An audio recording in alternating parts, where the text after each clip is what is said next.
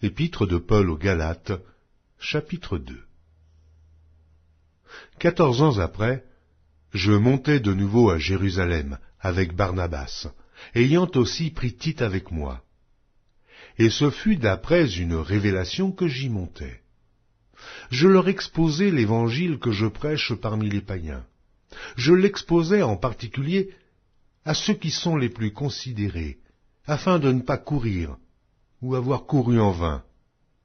Mais Tite, qui était avec moi et qui était grec, ne fut pas même contraint de se faire circoncire, et cela à cause des faux frères qui s'étaient furtivement introduits et glissés parmi nous, pour épier la liberté que nous avons en Jésus-Christ, avec l'intention de nous asservir. Nous ne leur cédâmes pas un instant, et nous résistâmes à leurs exigences, afin que la vérité de l'Évangile fût maintenue parmi vous.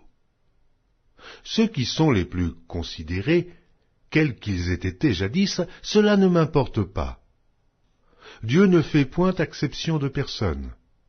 Ceux qui sont les plus considérés ne m'imposèrent rien.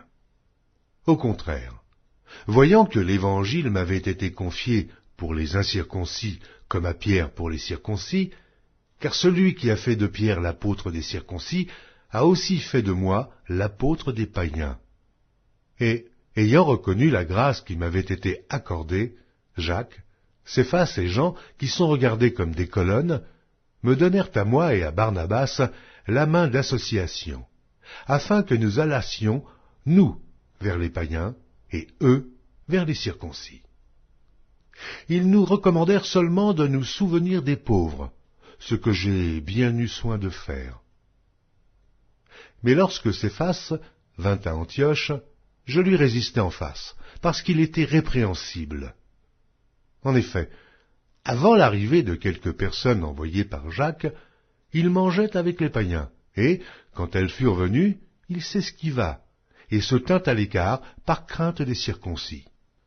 Avec lui, les autres Juifs usèrent aussi de dissimulation, en sorte que Barnabas même fut entraîné par leur hypocrisie.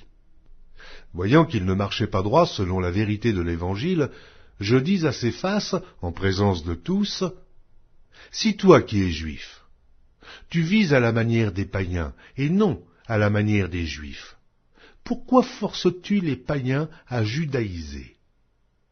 Nous sommes juifs de naissance, et non pécheurs d'entre les païens. Néanmoins, sachant que ce n'est pas par les œuvres de la loi que l'homme est justifié, mais par la foi en Jésus-Christ, nous aussi, nous avons cru en Jésus-Christ, afin d'être justifiés par la foi en Christ, et non par les œuvres de la loi, parce que nulle chair ne sera justifiée par les œuvres de la loi. Mais, tandis que nous cherchons à être justifiés par Christ, si nous étions aussi nous-mêmes trouvés pécheurs, Christ serait-il un ministre du péché? Loin de là. Car si je rebâtis les choses que j'ai détruites, je me constitue moi-même en transgresseur. Car c'est par la loi que je suis mort à la loi, afin de vivre pour Dieu. J'ai été crucifié avec Christ.